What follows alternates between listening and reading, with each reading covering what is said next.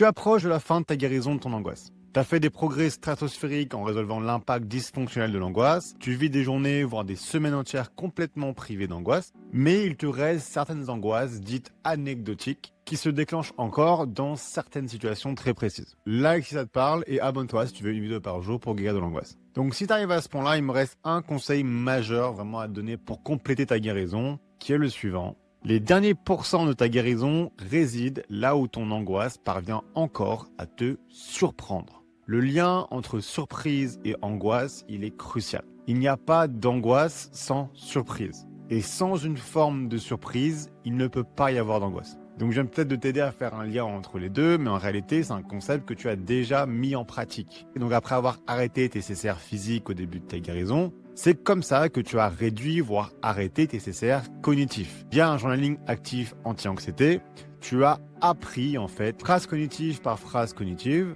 que ce soit le listing de réassurance, le chercher à comprendre, la réassurance neurolinguistique, etc. Ce qui fait qu'aujourd'hui, ces mécanismes ne peuvent plus te surprendre. Et puisqu'ils ne peuvent plus te surprendre, ils ne te donnent plus cette compulsion de répondre à des potentiels éléments déclencheurs d'angoisse. C'est ça qui a fait que tu as éteint ces divers robinets qui alimentaient ton angoisse. Et donc c'est parfaitement normal en fin de guérison de n'avoir que certaines situations bien précises qui restent, mais qui provoquent encore l'angoisse chez toi. Mais tout ce que tu as besoin de faire, c'est que quand ça arrive, de te demander, ok, qu'est-ce qui s'est passé et à quel moment j'ai été surpris. Prends ce réflexe-là et puis rapidement tu retrouveras tes automatismes qui t'ont permis d'arriver jusque là où tu en es aujourd'hui et qui vont aussi maintenant t'aider à résoudre ces derniers problèmes qui te restent. Et d'ailleurs, j'en ai jamais trop fait la promo, mais pour les gens dans ce cas, je vous ai préparé une mini-formation qui s'appelle la fin de l'anxiété, où je parle de toutes ces petites infos pour aider ceux qui sont en fin de guérison. Voilà, j'espère que ça a été clair pour toi. Si tu veux faire le point ou commencer ta guérison, tout simplement, je t'invite à faire le test de début de guérison que tu trouveras via le lien sur mon profil.